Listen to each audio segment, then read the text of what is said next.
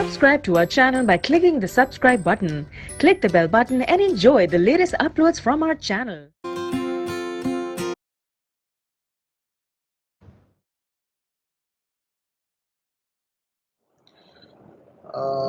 Jupiter notebooks में हम आ गए हैं। एक बार देख लेते हैं। एक बार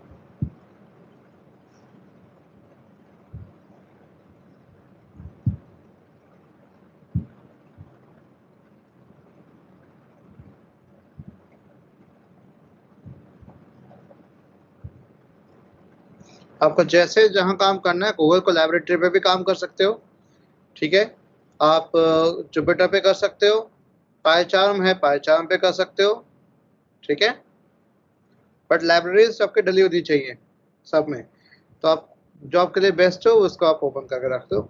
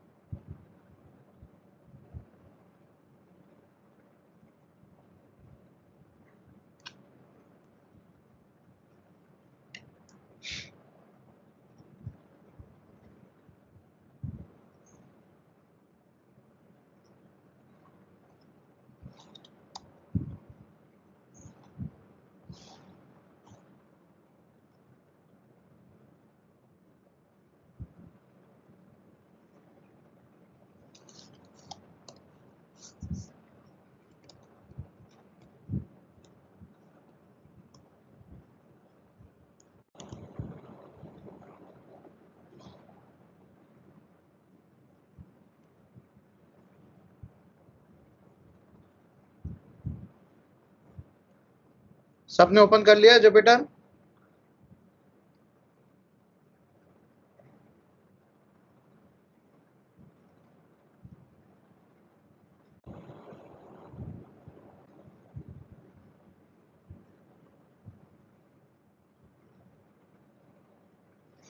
मैं गूगल कोलैब ही खोल रहा हूँ। जुपिटर में कोई दिक्कत है तो मैं कोलैब पे कर रहा हूँ। आप लोग चाहो तो कोलैब पे भी कर सकते हो, जैसे आप चाहो।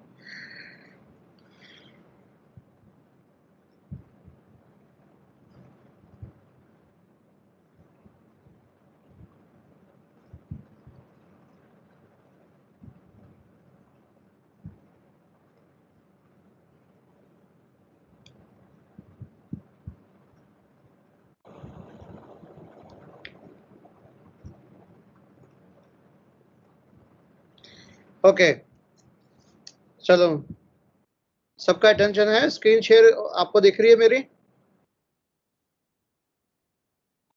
Yes sir. चलिए, यस सर। कितने लोग आ चुके हो आप लोग अभी? लेट्स सी, पार्टिसिपेंट्स हो गए 21 और चाहिए पार्टिसिपेशन। मुझे अपने फ्रेंड्स को बोल दो बेटा और आने के लिए। मैंने CAC के चारों ग्रुप्स में मैंने डाला था मैसेज। कोई सो रहा है तो उसको जगा लो। ठीक है, उठाओ उसको कि भाई अटेंड करना है, कुछ सीखना है तो कर लो। ठीक है, तो आज हम स्टार्ट करेंगे मशीन लर्निंग के उसके ऊपर। ओके, तो मैं सबसे पहले आपको ये दिखा देता हूँ। मैं इसको एक्सपैंड कर देता हूँ।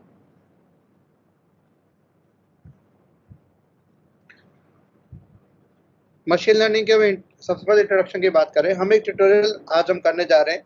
ठीक है, इसमें हम क्या करेंगे, मशीन लर्निंग के हम विश्व में घुसेंगे। अब उसके लिए सबसे पहले जो उस एल्गोरिथम का इस्तेमाल करेंगे, ओके, जो बहुत ही पॉपुलर है, जिसका नाम है के नियरेस्ट नेबर।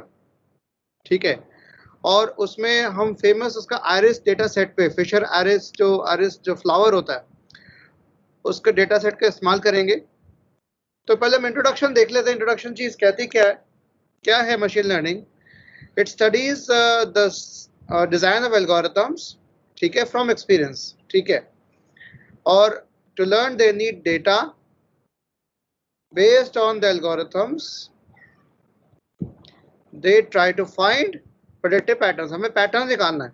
ओके, तो उसमें लर्निंग, क्लस्टरिंग, प्रेडिक्टिव मॉडलिंग, ये सब सारे आपके मशीन लर्निंग के टास्क में आते हैं। और गोल क्या है हमारा कि बिना ह्यूमन इंटरवेंशन के हमें डिसीजंस लेने हैं। वो भी करेक्ट डिसीजंस, ठीक है। डिसीजन ट्रीज, नेव बायस, बहुत सारे ऐसे एल्गोरिथम्स हैं। तो आज हम के नियरेस्ट नेबर के ऊपर करेंगे। सबसे सिंपल, बहुत ही सिंपल इसको अंडरस्टैंड करना, बहुत ही आसान है इसको समझना, ठीक है। अच्छा, सेशन ऑर्डर रिकॉर्ड हो रहा है, तो अगर किसी को अगर सेशन अटेंड नहीं कर पा रहा है तो मैं सेशन की रिकॉर्डिंग डाल दूंगा, ठीक है। Don't worry about it.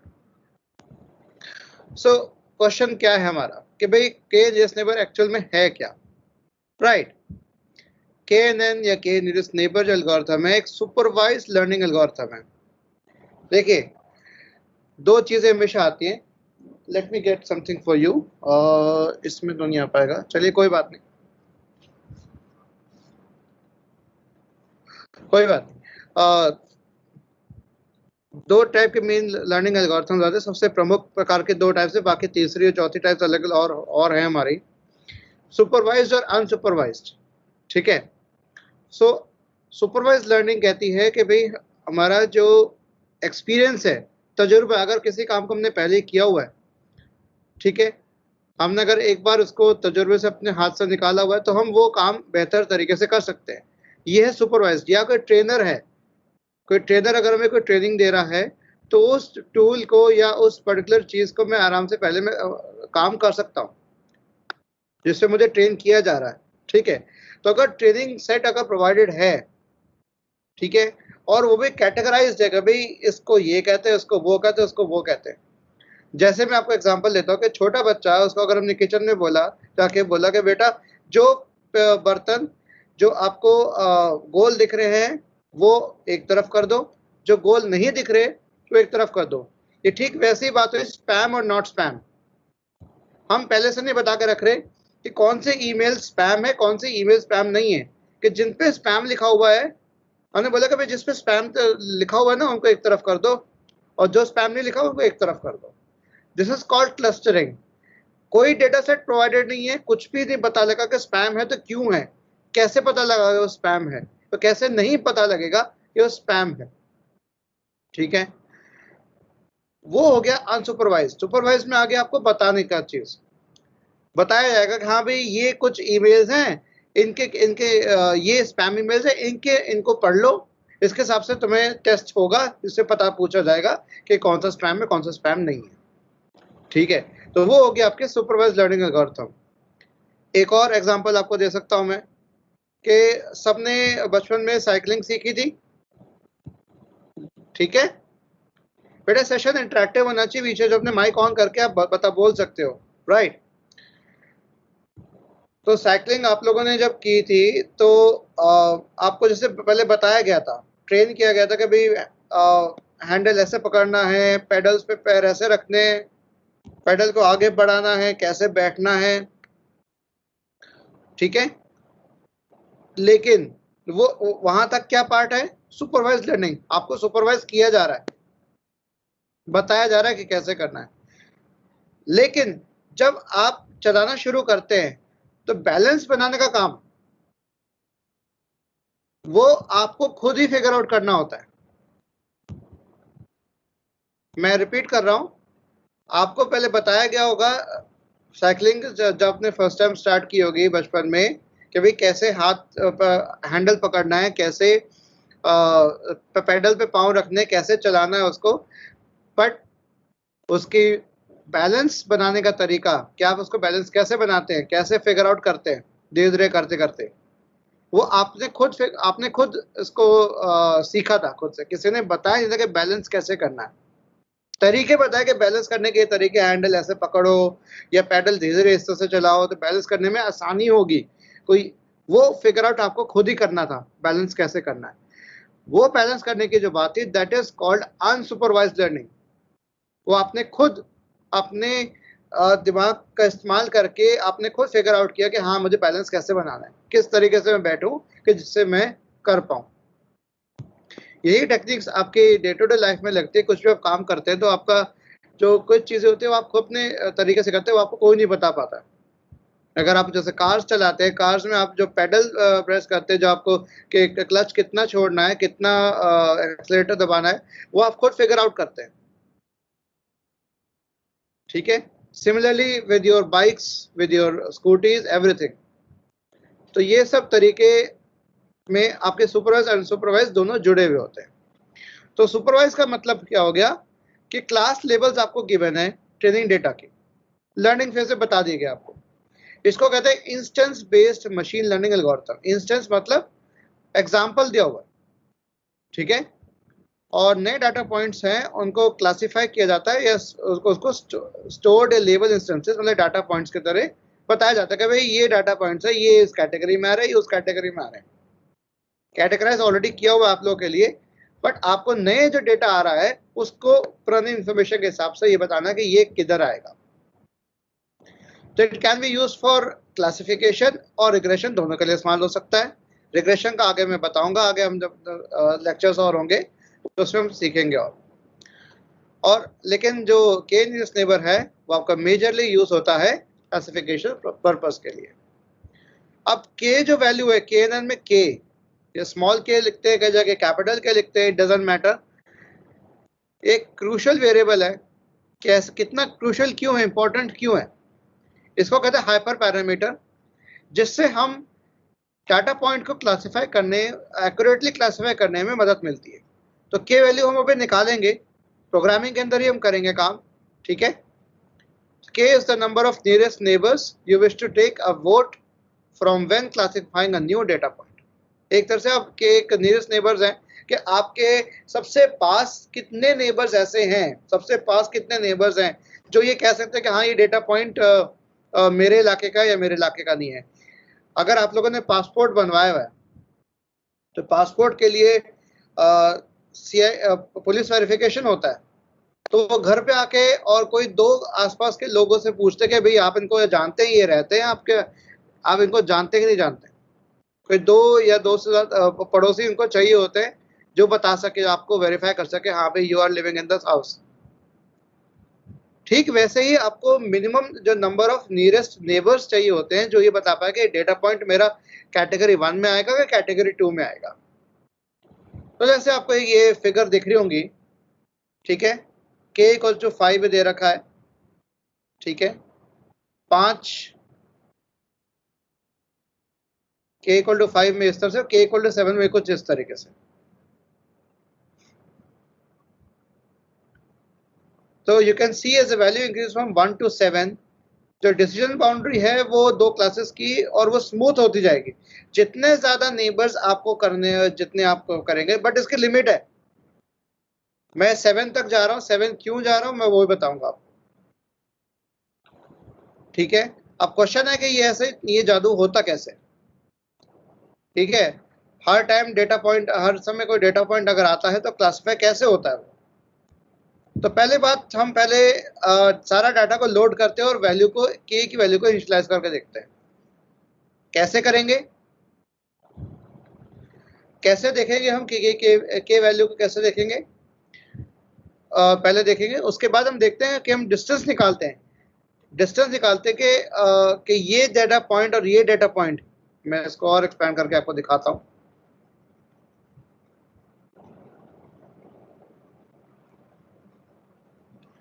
जैसे ये दो डेटा पॉइंट्स हैं, या ये ब्लू और एक रेड है, दिख रहा है सबको क्लियर, कोई दिक्कत तो नहीं हो रही?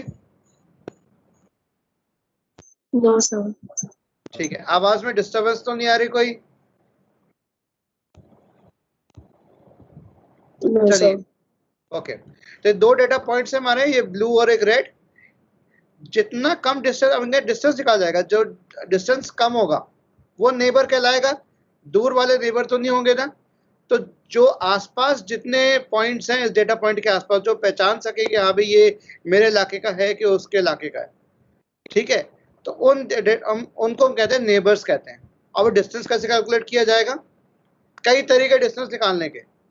पहला तरीका मैनहट्टन डिस्टेंस हो गया, मैट्रिक्स का इस्तेमाल करके। यूक्लिडियन डिस्टेंस, जैसे यूक्लिडियन डिस्टेंस सेम वही है आपका जो आपने कोऑर्डिनेट ज्योमेट्री में पढ़ा हुआ है, x1 - x2 whole square plus y1 - y2 whole square, उसका अंडर रूट। तो इसको यूक्लिडियन डिस्टेंस कहते हैं, ठीक है। कोसाइन सिमिलैरिटी, भट्टाचार्य डिस्टेंस,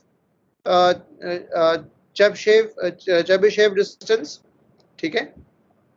कई अलग अलग पैरामीटर्स, इनके फंक्शंस, इनके फॉर्मूले हैं, तो इनका इस्तेमाल करके आप डिस्टेंस निकाल सकते हैं। और डिस्टेंस जो वैल्यूज है उनको हम असेंडिंग या डिसेंडिंग ऑर्डर में करके या टॉप या लोअर के नियरेस्ट नेबर्स के हिसाब से हम डिटरमाइन कर लेते हैं। चलिए, ये तो थियोरेटिकल पार्ट है, मैं जरा इस पर चलता हूँ। ये जैसे बता रखा कि भाई ये मैं आपको शेयर कर दूंगा, लेबल्स लिए जाते हैं, मेजॉरिटी वोट लिए जाता है कि हाँ भाई मेजॉरिटी बताए कि ये किस इलाके का बंदा है, रेड इलाके का या ब्लू इलाके का, ठीक है। तो उसके ऐसे करके जितने डेटा पॉइंट्स नए आते जा रहे हैं उनका प्रेडिक्शन करते जा रहे हैं। प्रेडिक्शन करते हुए हर बार रिटर्न होता है। तो प्रेडिक्शन आपके दो टाइप का हो सकता है, या तो क्लासिफिकेशन हो गया कि किस क्लास लेवल का हिस्सा है, ठीक है, या रिग्रेशन के वो डेटा पॉइंट को अलाउ हुआ कि नहीं हुआ। तो क्लासिफिकेशन की बात अगर नहीं करें तो इसमें रिग्रेशन में आता है mean of all K nearest neighbours assigned to data points. हम रिग्रेशन की बात बाद में करेंगे। इसका ड्रॉबैक भी है, फायदा तो बहुत अच्छे लग रहे हैं इसके, कॉम्प्लेक्स बहुत है ये। कैसे है कि भाई हमें नियरेस्ट नेबर सर्च करना पड़ता है पहले, वो कई बार दिक्कत हो सकती है। हर डेटा पॉइंट के लिए नियरेस्ट नेबर निकालना मुश्किल हो सकती है। दूसरा, ये डिटरमाइन करना कि जब वैल्यू ऑफ के है वो निकालना, ये काफी दिक्कत हो जाती है कि के एक्चुअल में है क्या, उसकी वैल्यू कैसे निकाली जाए। और अगर कोई रिजल्ट अगर हमारे पास आ रहा है तो क्या ये निश्चित कैसे किया जाए कि हाँ भाई कि मैं जो मेरा मॉडल है उससे उसका प्रेडिक्शन जो एक्यूरेसी है वो अच्छी है कि नहीं। तो सबसे पहले हम डेटा सेट को लोड करते हैं अगेन, ठीक है।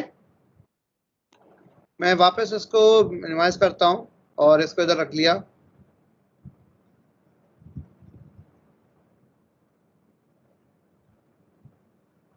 सबसे पहले हमें डेटा सेट को लोड करना अगेन, तो यहीं पे हम गए। मैं आपको लैब पे काम कर रहा हूं, तो from sklearn dot data sets, आप लोग भी साथ साथ करना शुरू कर दें, लोड अंडरस्कोर iris, ठीक है। पहला काम तो ये करना है, इसको रन कर लेते हैं।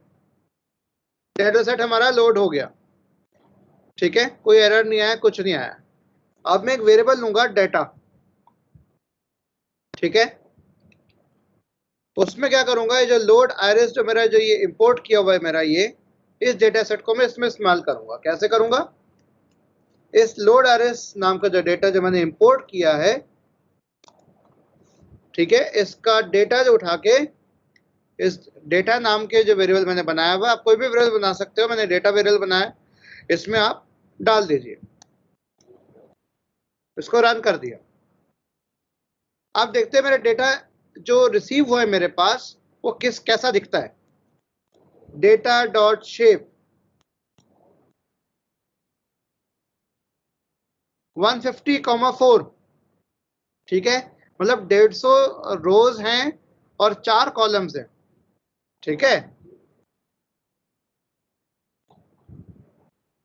सो सबसे पहली बात है कि अब मुझे इसमें से क्लास लेबल्स निकालने हैं, क्योंकि ये मेरा सुपरवाइज लर्निंग है, लेबलिंग ऑलरेडी हो रखी है वेरिएबल्स की, ठीक है।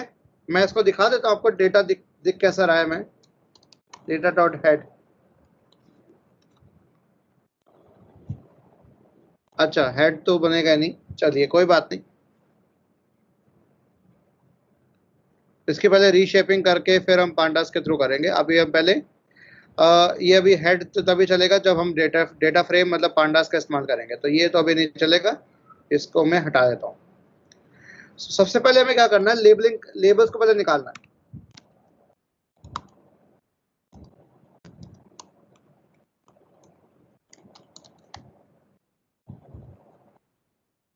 लेबल्स डॉट टारगेट, ठीक है। अब डेटा और टारगेट दो चीजें हैं। लोड iris के अंदर आपके ऑलरेडी ये साइकिट लर्न के अंदर बना हुआ है कि जो iris डेटा सेट का डेटा पार्ट अलग होगा और टारगेट पार्ट अलग होगा, ठीक है बच्चों। डेटा सेट का लोड जो डेटा पार्ट है और टारगेट पार्ट है, दोनों अलग अलग है, ध्यान से देखिए। तो लेबल्स लोड iris टारगेट मैंने कर दिया, ओके, और फिर मैंने कर दिया लेबल्स डॉट शेप, ये अपना बता देगा। तो 150 रोज का सिंगल कॉलम का डेटा है, वो टारगेट है। अब मुझे क्या करना है, डेटा और डेटा लेबल्स को कंबाइन करना है, एक कंप्लीट डेटा सेट बनना चाहिए ना मेरा, ठीक है। तो उसके लिए हमें क्या चाहिए, numpy। लिखिए इंपोर्ट numpy एज np, और साथ ही इसके नीचे लिख दीजिए labels equals to np dot reshape labels comma 150,1। ठीक है, इसकी रीशेपिंग कर दो, एक डेटा स्ट्रक्चर बना के रख देगा ऑलरेडी, ठीक है, सिंगल कॉलम की और 150 रोज की एक लेबल्स की अलग से बना के रख देगा।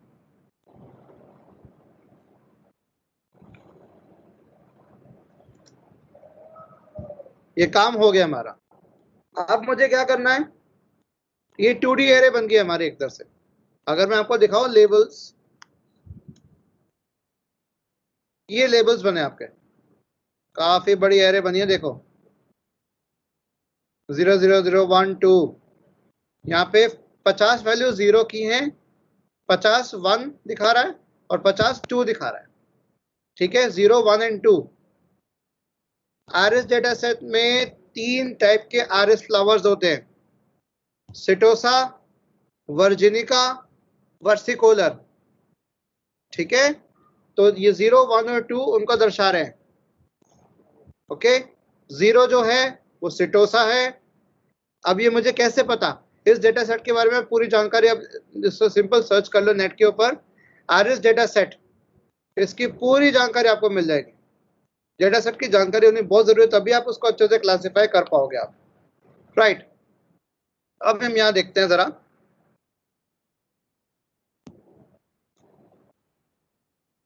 ठीक है। तो डेटा इक्वल्स टू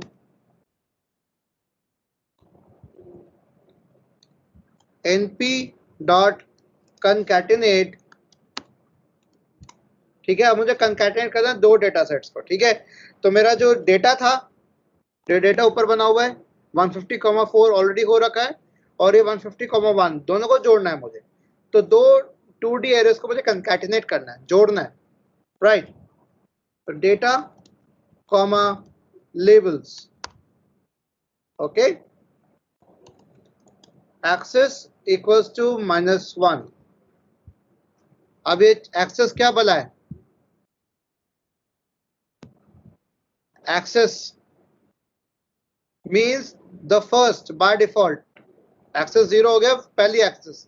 मैं एक्सेस कोई नहीं देना चाह रहा क्योंकि मैं इसके अंदर कुछ भी बना नहीं रहा हूं, ठीक है।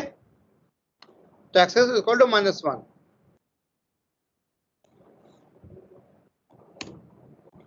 और फिर हम देखेंगे डेटा डॉट शेप 150,5, ठीक है। अब एक बार देख लेते हैं कि डेटा, ये कंकैटिनेट जो हम यूज कर रहे हैं np डॉट कंकैटिनेट, इसके बारे में देख लेते हैं कि यहाँ पर जो हमारा एक्सेस है इसका फंडा क्या है। तो इसको हम कॉपी कर लेते हैं, यहाँ कर देते हैं पेस्ट, इसके बारे में पूरा पूछ लेते हैं numpy कंकैटिनेट क्या काम कर रहा है। तो उसके ट्यूटोरियल्स अवेलेबल हैं।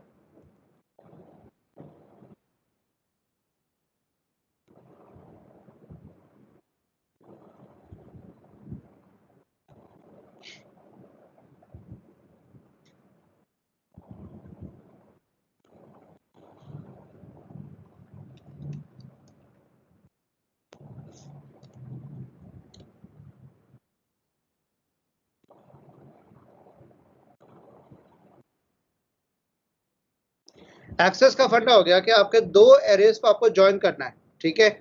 तो सीक्वेंस ऑफ एरेज टुगेदर, और कुछ नहीं करना। 0 करेंगे तो सिर्फ कॉलम होगा, 1 करेंगे तो सिर्फ रोज होंगी, बट मुझे दोनों करने तो ना 0 चाहिए ना 1 चाहिए मुझे। मैंने क्या करते हैं -1, अदर देन 0 and 1 कोई भी वैल्यू आप ले सकते हो, उसके थ्रू आपका कर देगा।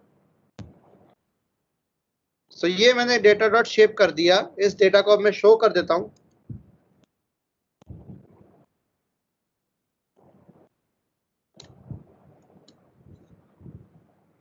कुछ इस तरह से दिख रहा है डेटा आपका एरे के फॉर्म में।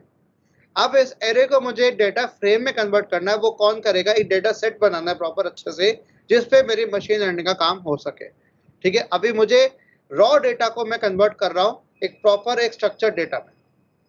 मैंने आपको बताया था शायद शुरुआत में, जो मेरा पहला लेक्चर था, मैंने दोबारा बताया था, मशीन लर्निंग हमेशा स्ट्रक्चर डेटा सेट पे काम करती है जिसमें रोज एंड कॉलम्स होते हैं।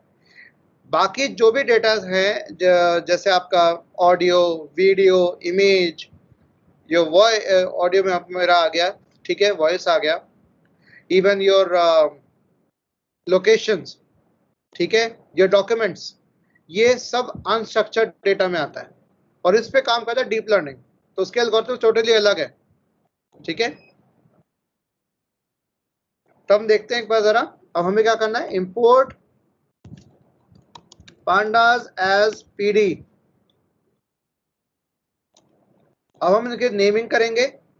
ठीक है, जो हमारे कॉलम नेम्स हैं इनके नेम्स देंगे हम। तो हमने क्या क्या दिया, मैं इसको कॉपी कर लेता हूं।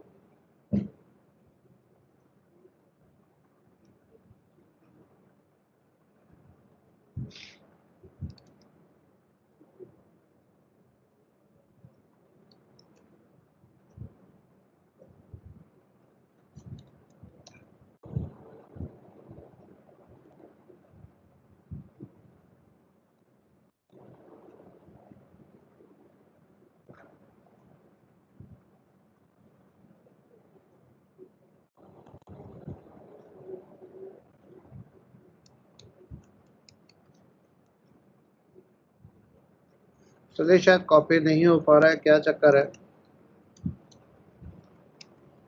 सेपल लेंथ, मैंने आपको शुरू में बताया था डेटा जो था आपका 150,4 आ रहा था। वो चार चीजें क्या है, चार एट्रीब्यूट्स के ऊपर ये लेबलिंग की हुई है कि वो आरिस फ्लावर मेरा सेटोसा स्पीशी का हिस्सा है, वर्जिनिका है, वर्जिनिका स्पीशी का है, या वर्सिकोलर स्पीशी का है। तो इन तीन स्पीशीज के हिसाब से हमने इसको कैटेगराइज किया हुआ है। चार एट्रीब्यूट्स है हमारे पास। तो पहला एट्रीब्यूट है सेपल लेंथ, फिर आएगा सेपल विड्थ, फिर आएगा पेटल लेंथ,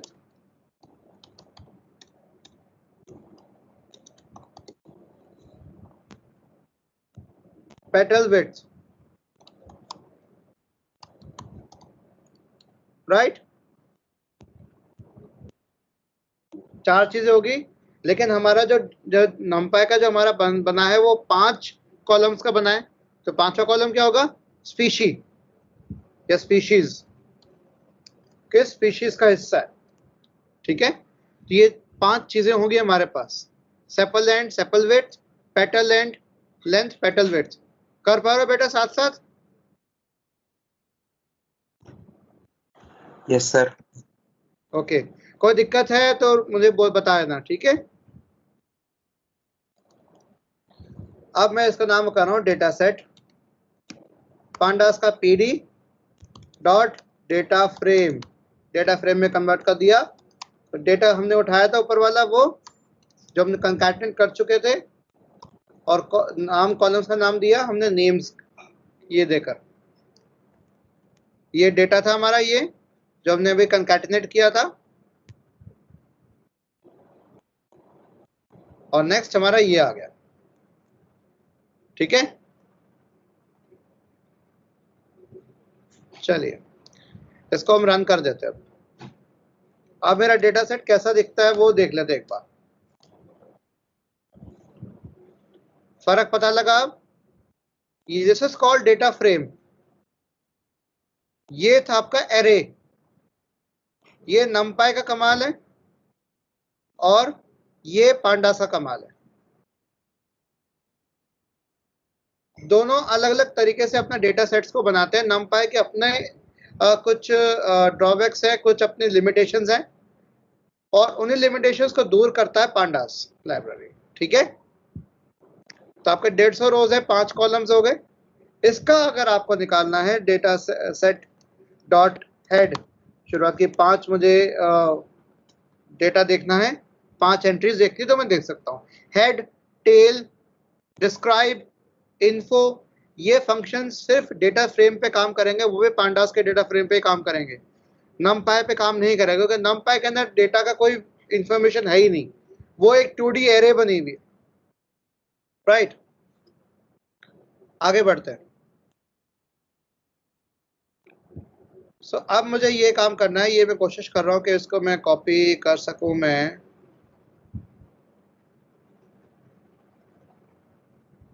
कॉपी,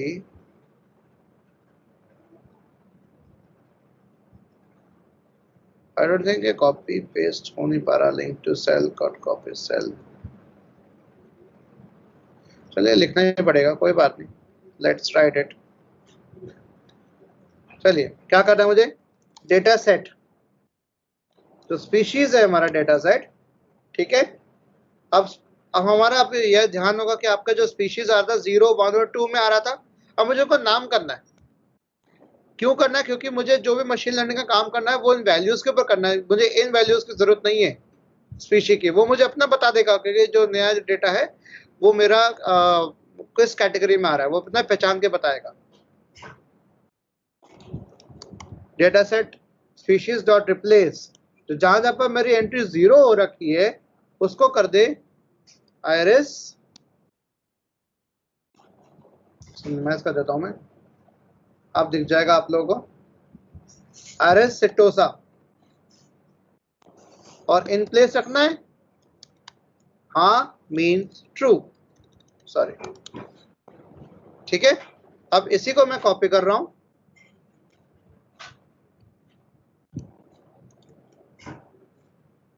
और मैं पेस्ट करता जाता हूं। अब मुझे 1 वाले को क्या रखना है, वर्सिकोलर, ठीक है, और नेक्स्ट मुझे करना है वर्जिनिका,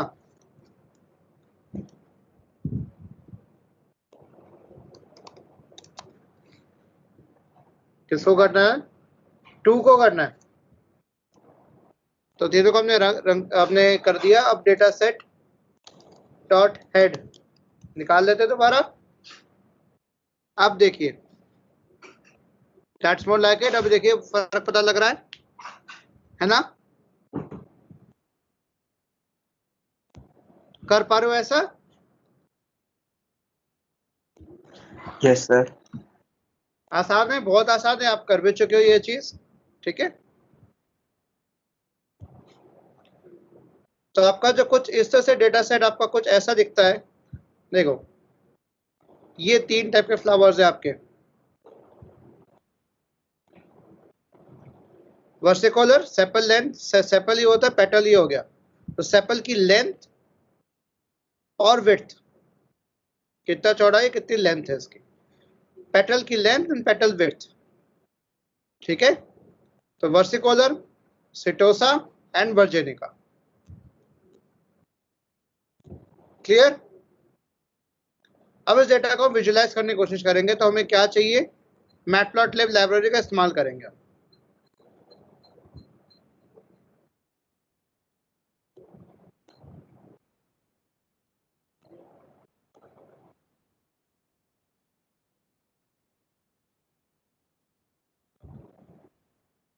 करो बेटा, ट्राई करो इसको जरा।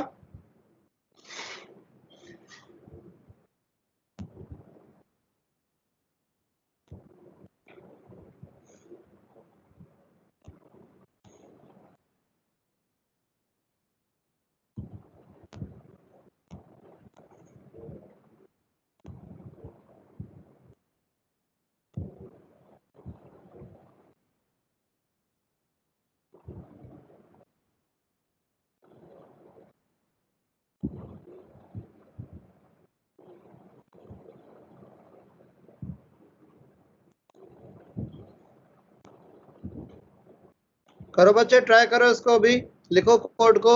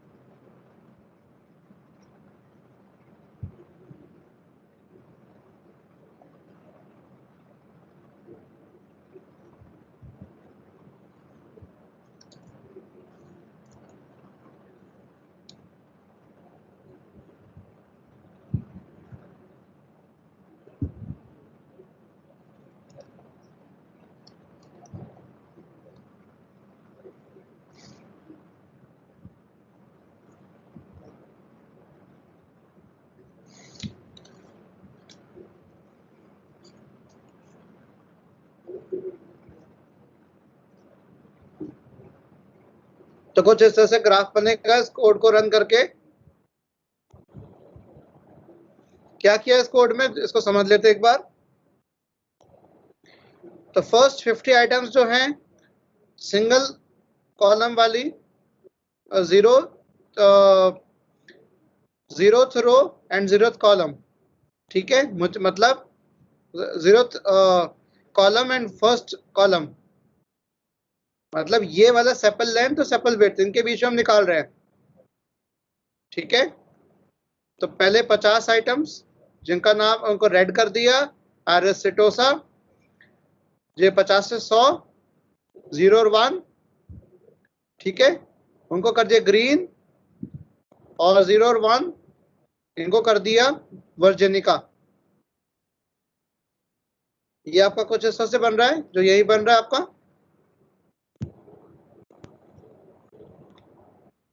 ऐसे ही हम नेक्स्ट कोड हम करेंगे इसका।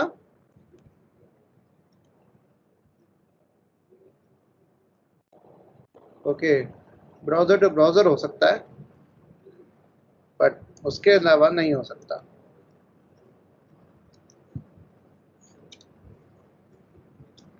ऐसे हमने निकाला petal length and petal width के बीच में निकाला एक्स एंड वाई। तो ये आपका ये ग्राफ बन के आ गया। तो इससे आपको डिस्ट्रीब्यूशन पता लग गया कि आपका जो डेटा सेट है वो किस तरह से बिखरा हुआ है। क्लियरली आप सिटोसा को वर्जिनिका वर्सिकोलर से अलग देख सकते हैं, यहाँ पे भी अलग देख सकते हैं और यहाँ पे भी देख सकते हैं। तो अगर सिस्टम से अगर सवाल पूछा जाएगा, अगर कंप्यूटर सिस्टम से पूछा गया, अगर कंप्यूटर सिस्टम से पूछा गया कि भाई ये सिटोसा है कि नहीं है, तो क्लियरली बता देगा हाँ सिटोसा है, क्योंकि डेटा सेट डिफाइनिंग है। लेकिन वो कंफ्यूज हो जाएगा वर्सिकुलर वर्जिनिका के बीच में, चाहे वो पेटल एंड पेटल विड्थ के केस में देखे या सेपल एंड और सेपल विड्थ के केस में देखे, दोनों में कंफ्यूज हो जाएगा, यार मुझे समझ नहीं आ रहा, दोनों एक जैसे लग रहे हैं, क्योंकि डेटा जम्बल्ड अप है। अब हमें इसको कैसे करेंगे, ठीक है। तब मुझे क्या काम करना है, इसका कोरिलेशन पे हमें काम करना है, इसका कोरिलेशन निकालेंगे इसका।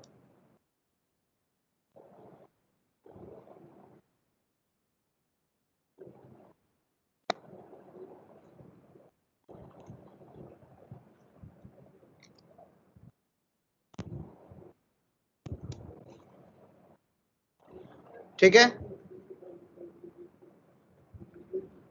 ऐसे हम डेटा सेट का हमें कोरिलेशन निकालना है कि पहले जो 50 आइटम्स है उनका कोरिलेशन निकाले। तो सिटोसा के अंदर क्या कोरिलेशन है,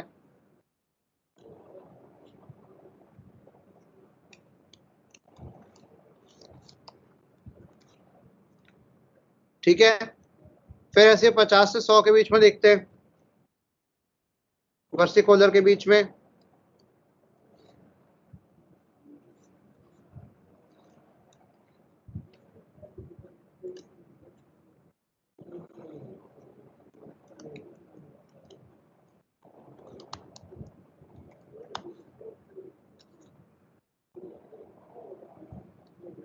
ऐसे 100 के बाद के जो एंड तक है वो भी देख लेते हैं एक बार। Data set dot iloc, ठीक है, 100 से लेकर एंड तक, comma, all columns dot CORR corr, ये आ गया वर्जेनी का।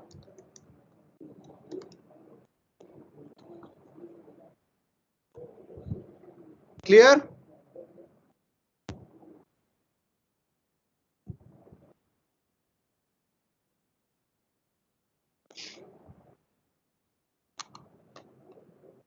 इतना क्लियर है?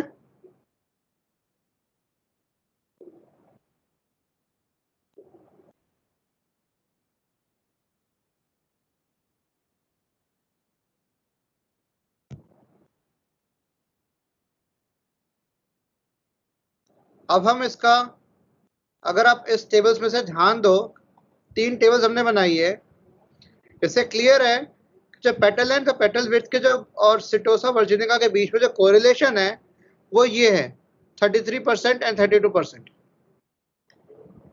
ठीक है, पेटल लेंथ की कोरिलेशन जो है इन दोनों के बीच में 33% है। ठीक है, और वर्जिनिका के केस में क्या है, इतना फर्क है 32%, 32 का फर्क है, और वर्सिकुलर के लिए 78 है। तो ऐसे हम निकाल सकते हैं, इनके लिए हिस्टोग्राम में निकालते हैं।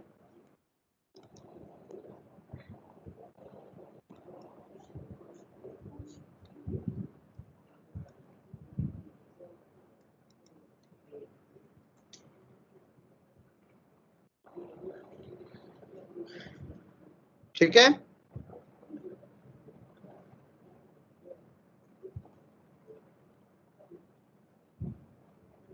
तो अभी क्या बता रहा है ये जो हमारे पास जो 4 चीजें आई है हमारे पास, ये क्या दर्शा रही है? ये बता रही है कि जो petal length, petal width, sepal length, तीनों जो है चीजें, petal length, petal width and sepal length, एक यूनिमॉडल डिस्ट्रीब्यूशन दिखा रहा है।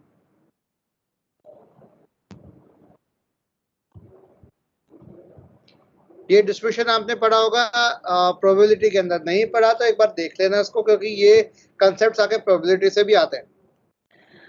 ये गॉसियन डिस्ट्रीब्यूशन जैसा ग्राफ बन रहा है, ये यूनिमॉडल बन रहा है।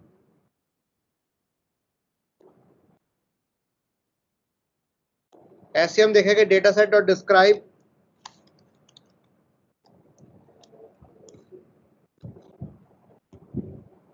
तो उसका account, mean, standard deviation, minimum, maximum, उसका 25% कितना है, 50% कितना है, 75% कितना है और मैक्स कितना है, ये सब निकल जाएगा आपका। अब इसको हम प्रिंट कर सकते हैं प्रिंट स्टेटमेंट के द्वारा। Print data set dot group by, उसकी ग्रुपिंग कर दे हम, ग्रुप बाय स्पीशीज के नाम से,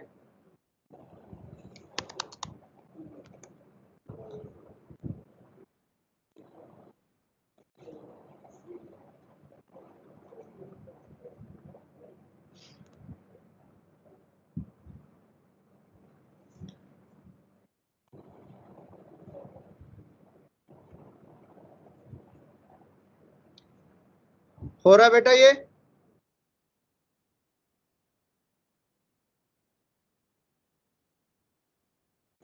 अब हमारा डेटा पूरी तरह लोड हो चुका है, इस डेटा सेट पे काम करना हम स्टार्ट कर सकते हैं। पहला इसका प्री प्रोसेसिंग, नॉर्मलाइजेशन, ये 2 चीजें जरूर हमें करनी चाहिए, loading the data, preprocessing the data and then normalizing the data. ये हमें 3 चीजें करनी पड़ेंगी डेटा सेट का पहला काम अगर हमें करना है तो।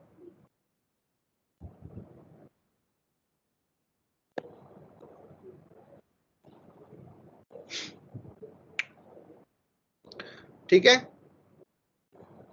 तो ये हमने इतना काम कर लिया, हमारा डेटा सेट हमारा रेडी है काम करने के लिए। अब करना है split the data. Now splitting the data, ठीक है, कैसे करेंगे? From sklearn dot model underscore selection import train test split, ठीक है। Any doubts? और हमें 4 चीजें चाहिए, train data, test data, train label. याद है डेटा और लेबल्स दो अलग अलग बने हुए थे, तो दोनों के दो हिस्से बनेंगे, एक ट्रेनिंग डेटा ट्रेनिंग सेट और टेस्टिंग सेट, तो दो सेट्स बनेंगे दोनों चीजों से। जो हमारे 4 कॉलम्स का जो डेटा है हमारे पास, जिनमें 4 अलग अलग एट्रीब्यूट्स हैं, sepal length, sepal weight, petal length, petal weight, वो उसका ट्रेनिंग और टेस्टिंग अलग अलग होगा। और जो लेबल्स है हमारे पास, वर्जिनिका, वर्सिकोलर और सिटोसा, उनका भी अलग हमारे टेस्टिंग सेट और ट्रेनिंग सेट दोनों बनेगा, राइट। इसको हम करेंगे किस फंक्शन के द्वारा? Train underscore test underscore split, okay. Data set dot ilog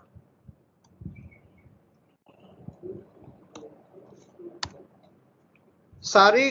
अब ये इस पे ध्यान दो जरा, मैं इसको कर देता हूं, इसको मैं कॉपी कर लेता हूं।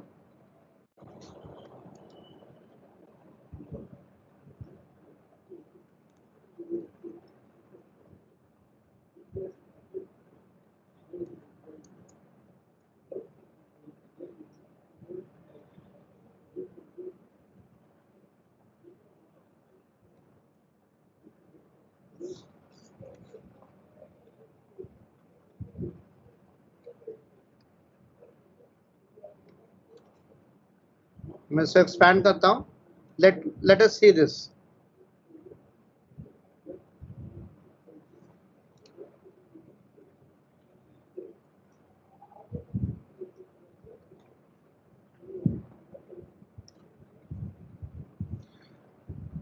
इस ट्रेन टेस्ट स्प्लिट के अंदर क्या हम 4 चीजें दे रहे हैं?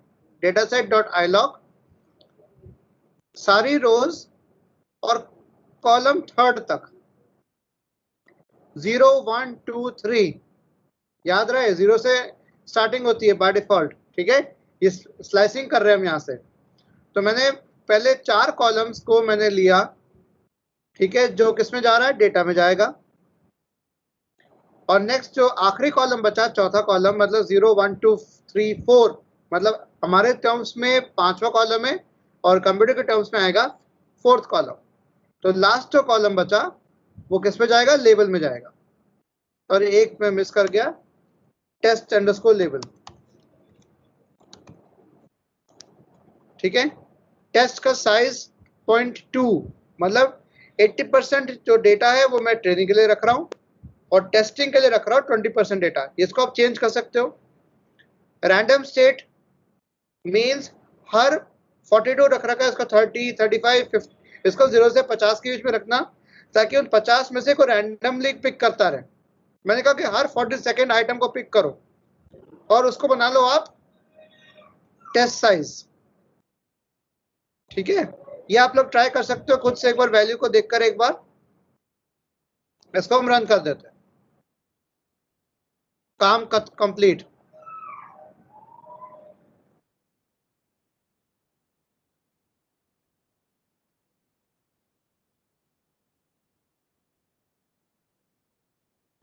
ठीक है, वापस आते हैं। रैंडम स्टेट क्या होता है? इट्स अ सीड वैल्यू, ठीक है, जो एक रैंडम स्टेट को एक इनपुट की तरह लेगी।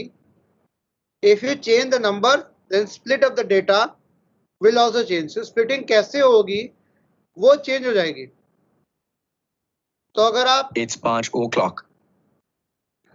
अगर आप रैंडम स्टेट को सेम रखेंगे और सेल को रन करेंगे मल्टीपल टाइम्स, तो डेटा जो स्प्लिटिंग होगी वो अनचेंज रहेगी। अगर आपने सेम रखा है, अगर आप डिफरेंट करते जाएंगे तो आपके डेटा स्प्लिट अलग अलग तरीके से होगा, रैंडमली हो जाएगा आपका। अब जो हमारे 4 डेटा से जो मैं 4 में डिवाइड हो चुका है, इनके हमने शेप्स देख लेते हैं एक बार। कैसे देखेंगे, इसको मैं कॉपी कर लेता हूं।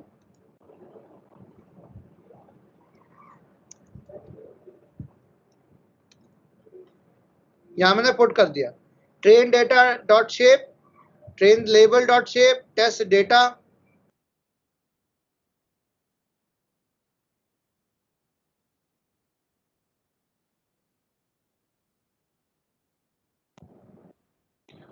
ट्रेन डेटा की शेप निकाले, ट्रेन लेबल की, test data and test label, तीन चारों की शेप निकाल रहे हैं। रन करते हैं इसको, तो हमारे पास ये आ गया। 150 में से 80% जो हिस्सा है दैट इज वो कम हो गया आपका। Okay, 80% is your training data set and 20% is your testing data set. अब बात करते हैं हम, अब ये डेटा हमारा रेडी है KNN मॉडल में फीड करने लायक। तो कैसे करेंगे इसको हम, from sklearn dot neighbours import,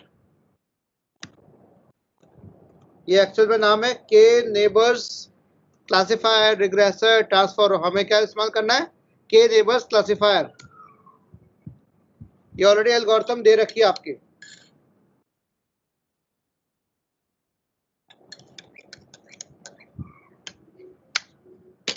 okay,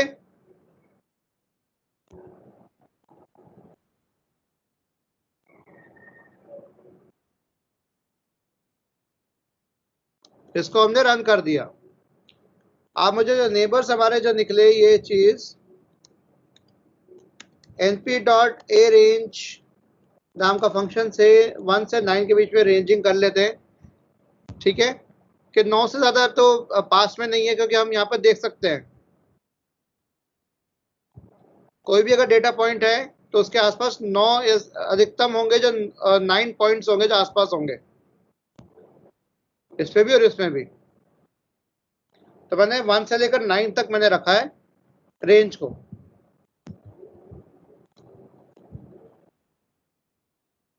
अब इसकी ट्रेनिंग एक्यूरेसी निकाले हम,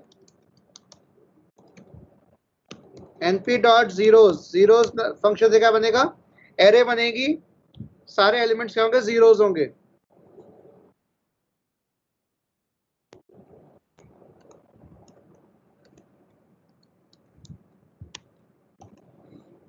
लेंथ ऑफ नेबर्स जो हम अरेंज बना के रख रहे हैं उसके लेंथ तक।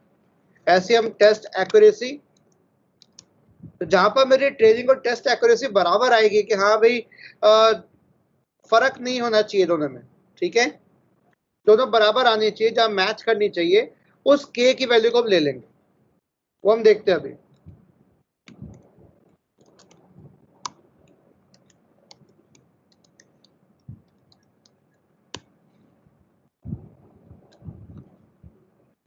ठीक है, अब हमें एक फॉर लूप लगाना है। कॉपी कर रहा हूं सीधा फॉर लूप को मैं।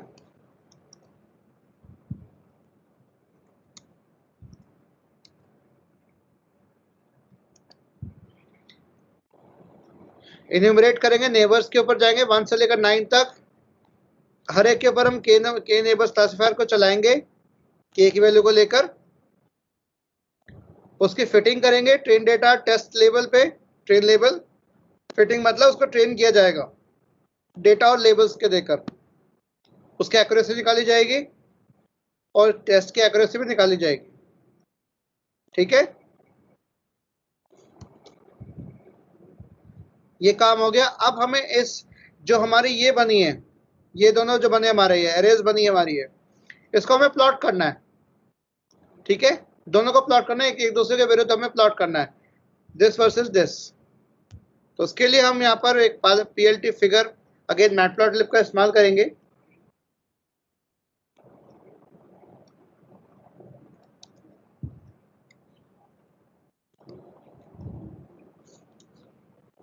तो KNN एक्यूरेसी हम निकालने जा रहे हैं नेबर्स के ऊपर, ठीक है। तो नेबर्स वेरिएबल का नाम एक्चुअल में वही रखना है मुझे, कोई गलती नहीं होनी चाहिए। तो test accuracy, testing accuracy, training accuracy का हमने रख दिया। साइज जो लेजेंड जो शो होगा वो 20 पॉइंट्स का होगा।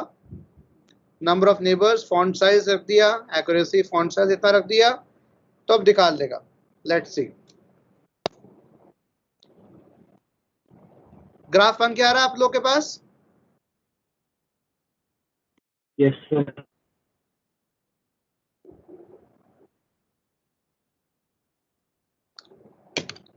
साहिल बन पा रहा है तुम्हारा?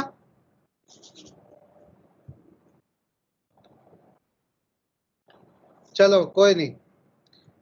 तो आपका कुछ इस तरह से ग्राफ बन के आ रहा है। अब ऐसी कौन सी वैल्यूज है जहां पर मेरा टेस्टिंग, ये ट्रेनिंग एक्यूरेसी और टेस्टिंग एक्यूरेसी बराबर है? के की वैल्यू आ रही है, नंबर ऑफ नेबर्स, के क्या है? नंबर ऑफ नेबर्स है। तो के इज 3 and 4। तो 3 और 4 के बीच में के की वैल्यूज पे हम के 3 या तो 3 नेबर्स लें तो अच्छे से बता सकते हैं, या 4 नेबर्स तक ले ले तो बहुत अच्छे से पता लग जाएगा कि हमारा जो जो डेटा पॉइंट आ रहा है, जिसको हम टेस्ट करना चाह रहे हैं, प्रेडिक्ट करना चाह रहे हैं, वो सही से बता पाएंगे। 3 या 4 से ज्यादा अगर हम लेंगे, कंफ्यूजन बढ़ जाएगी। देख पा रहे हो? ये ग्राफ ये दर्शा रहा है। ये वही वाली बात होगी कि आप जितने ज्यादा लोगों से पूछोगे उतने कंफ्यूजन बढ़ जाएगा। उतना से पूछो जितनी जरूरत पड़े।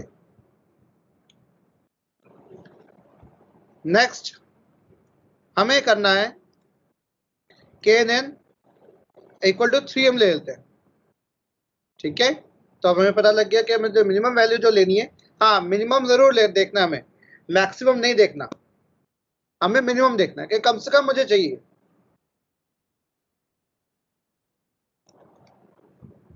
अब उस नियरेस्ट नेबर 3 हमने रख लिया, के की वैल्यू हमने क्या रख दी? 3। पहले में वही रख रहे थे यहाँ पर। अगेन टेस्ट एक्यूरेसी और ट्रेनिंग एक्यूरेसी निकल जाएगी इसकी, ओके। अब इस मॉडल को हमें इवैल्यूएट करना है, कैसे करना है? तो टेस्ट एक्यूरेसी मेरी कितनी आई?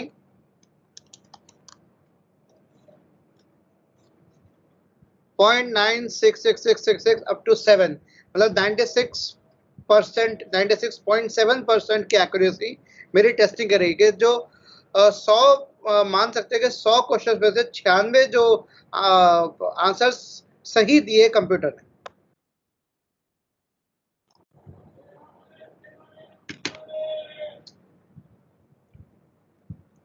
ठीक है, तो हमारा पता लगा कि भाई अच्छी एक्यूरेसी दे पा रहा है। अब मैं इसको 4 करके देखूं,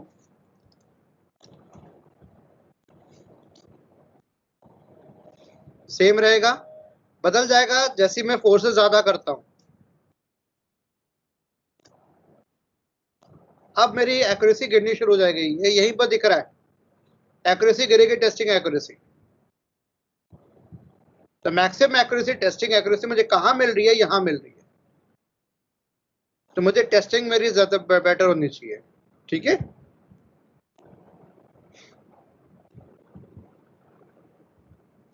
अब हमें प्रेडिक्ट करना है, कंफ्यूजन मैट्रिक्स निकालना है। प्रेडिक्शन नाम का वेरिएबल लिया, मैंने कहा KNN डॉट प्रेडिक्ट। किस पे प्रेडिक्ट करना है? टेस्ट डेटा पे,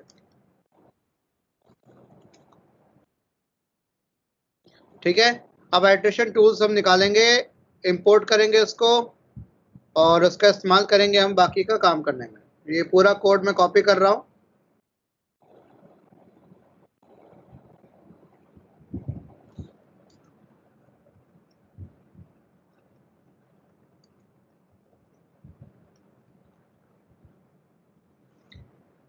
कंफ्यूजन मैट्रिक्स हमें निकालने क्लासेस में डिफाइन कर देगा। कंफ्यूजन मैट्रिक्स क्या बताता है कि अगर सिस्टम ने एकदम सही आंसर दिया तो आ गया ट्रू पॉजिटिव, कितने ट्रू और पॉजिटिव निकला वो आंसर उसका, ठीक है। कितने मॉडल्स ऐसे, कितने सवाल ऐसे थे जिसका जो आंसर ऑलरेडी इनके गलत थे और सिस्टम ने भी बताया कि हाँ गलत है, तो उन्हें कहेंगे ट्रू नेगेटिव। बात को समझिए। राइट ऑप्शन जो सही आंसर से उनको बताएगा वो सही है, जो गलत बताया उनको बताया गलत है। तो ट्रू पॉजिटिव, ट्रू नेगेटिव, ठीक है। सिमिलरली कितने सही आंसर जिनको उसने गलत बताया, जो सही होने चाहिए थे उनको गलत बताया, वो हो गया फॉल्स पॉजिटिव। और जो सही थे, जो गलत थे उनको सही कहा, तो हो गया फॉल्स नेगेटिव। तो true positive, true negative, false positive, false negative, ये चार चीजें बना के आपका कंफ्यूजन मैट्रिक्स बनता है। वही हम बनाने की कोशिश कर रहे हैं। टाइटल, कलर बार हमने सब दे दिया, और फॉर्मेट हमने 0.2f, मतलब जो हमारे ये 96% इतना आ रहा है, हमारा इतना बड़ी वैल्यूज आ रही है हमारी, ठीक है, हमें वो नहीं रखना। इसको वापस हम 3 कर देते हैं, नहीं तो ये उठा के वही कर देगा। ये एक्यूरेसी 96.66 या 67 तक कर देगा सीधा। तो 2 प्लेसेस तो डेसिमल्स तक कर देगा सीधा। और ये हमें करने के बाद कंफ्यूजन मैट्रिक्स को हम कंप्यूट कर देते हैं। इनको अलग सेल्स में रख देते हैं। हम एक काम करते हैं,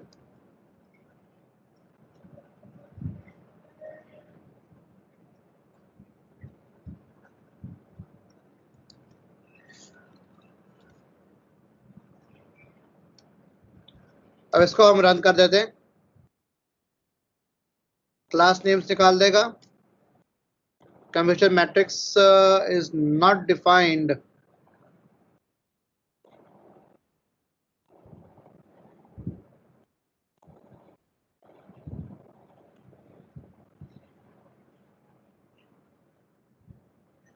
अच्छा, शायद प्लॉट नाम से फंक्शन होगा तभी निकलेगा।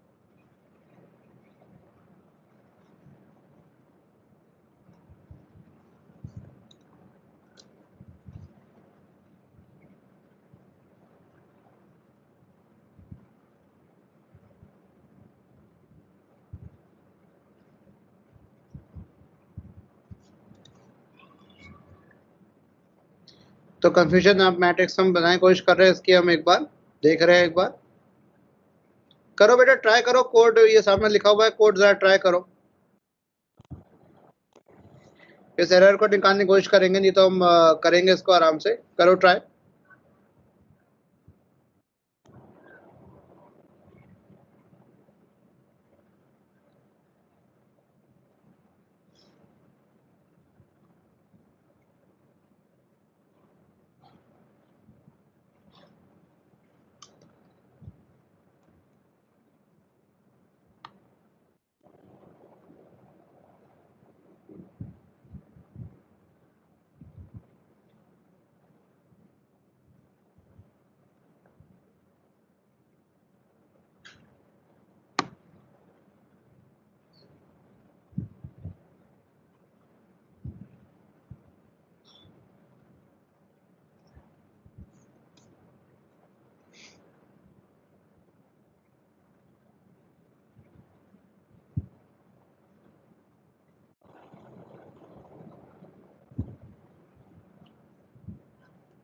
अच्छा, ये अलग होगा, ये अलग है।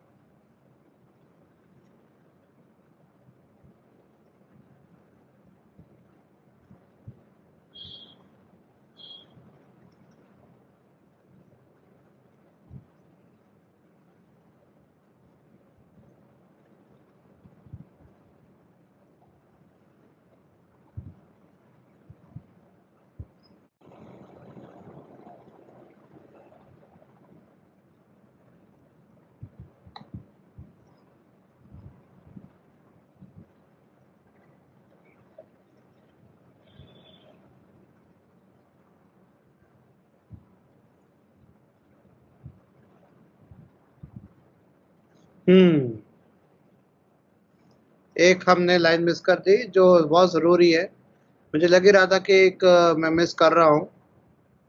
यहाँ पर हमें चीज इंपोर्ट करनी पड़ेगी, from sklearn.matrix import confusion matrix, ये हमें इस्तेमाल करना पड़ेगा।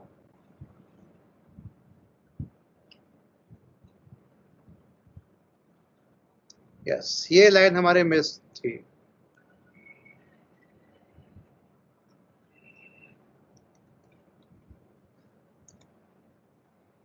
मुझे लगा था कुछ इसमें से हटा हुआ एक लाइन मटी हुई है, अब पता लग गया ये चीज मिस थी हमारी। तो अब ये इस कंफ्यूजन मैट्रिक्स को हम दिखा सकते हैं। देखिए ये चीज कंफ्यूजन सिटोसा को फाइंड आउट करने कंफ्यूजन नहीं हुआ, 10 के 10 इसने बता दिए, 10 बार पूछे 10 बार बता दिए, क्योंकि सिटोसा जो था वो अलग से दिख रहा था। जो हमने शुरू में के ग्राफ देखे थे, जो रेड कलर का था वो अलग से पता लगवा था, 10 के 10 उसने आराम से बता दिए। कंफ्यूजन उसको कहां पर हुई? सबसे ज्यादा वर्सिकुलर में हुई है, और थोड़ी थोड़ी हुई है इनके बीच में, वर्जेदिका वर्सिकुलर के बीच में।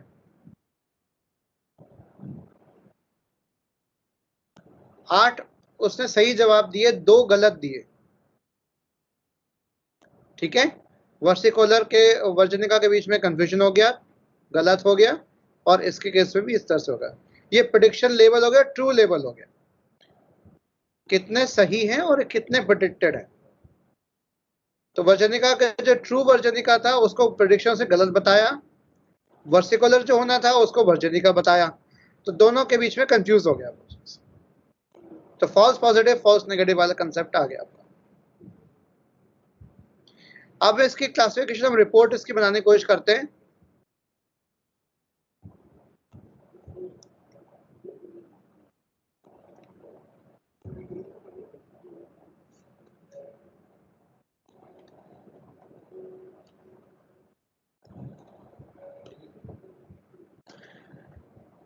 तो हमने अगेन क्लासिफिकेशन रिपोर्ट हमने इसको इंपोर्ट किया। देखो सारा काम sklearn के पास भरा पड़ा है। अगर आप scikit-learn के ऊपर काम कर लेते हैं, अगर आपने सिंपल से सिंपल प्रोग्राम ये वाला आपने कर लिया, अपने हाथ से निकाल लिया, तो मशीन लर्निंग का पहला प्रोग्राम आप सक्सेसफुली कर गए, बहुत ही आसान है। तो प्रिसीजन देख लीजिएगा, 89% प्रिसीजन था वर्सिकुलर को पहचानने में, जो प्रिसीजन परसेंटेज थी। सपोर्ट मिला 9 लोगों, 9 वेक्टर्स थे, 9 पॉइंट्स थे जिनसे सपोर्ट मिला उसको, 3 करके लिया उसने। ठीक है, और वर्जनिका का 91%। तो एक्यूरेसी टोटल रही हमारी 93%, और मैक्रो एवरेज और वेटेड एवरेज हमारा कुछ इस तरह से दोनों बराबर रहा।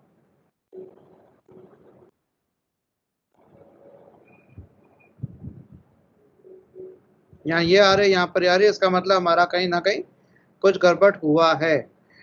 हो सकता है कि जो मैंने शुरुआत में लिया हो ये फर्क पड़ा होगा इसके ऊपर।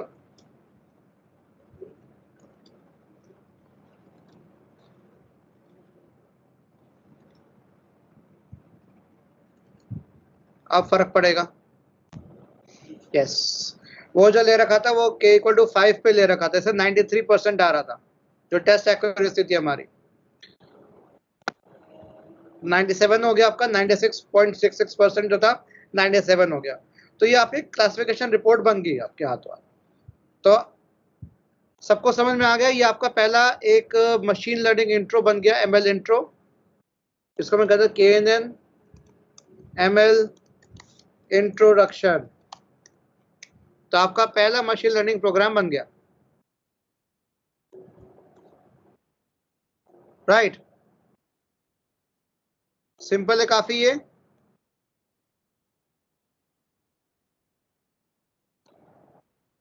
हुआ सबका बेटा, कोई दिक्कत तो नहीं हुई?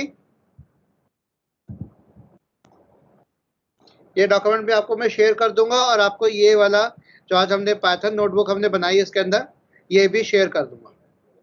ठीक है, और बच्चों में एक और चीज करना चाह रहा था कि आपका ये जो भी मैं स्ट्रीम करता हूँ, जो भी रिकॉर्ड करता हूँ, कई बार आप हो सकता है आपको MS टीम्स के ऊपर स्ट्रीम में ना दिख पाए, दिक्कत आती होगी कई बार आपको एक्सेस करने में कि नहीं एक्सेस कर पा रहे होंगे आप। तो इसको मैं यूट्यूब पे भी डालूंगा मैं, ठीक है, अपने चैनल पे डाल दूंगा यूट्यूब के ऊपर, तो उसका लिंक भी मैं दे दूंगा। तो उसके थ्रू भी आप दोबारा देख सकते हो कि भाई रिविजिट कर सकते हो कि हाँ भाई जिनका लेक्चर छूट गया, जिनके ट्रेनिंग का ये सेशन मिस हो गया, वो कर सके। राइट, तो हम 5:21 हो चुके हैं इस समय, और हम 4 बजे के करीब, 4 बजे के अराउंड 5 मिनट बाद हम शुरू हुए थे। ठीक है, सो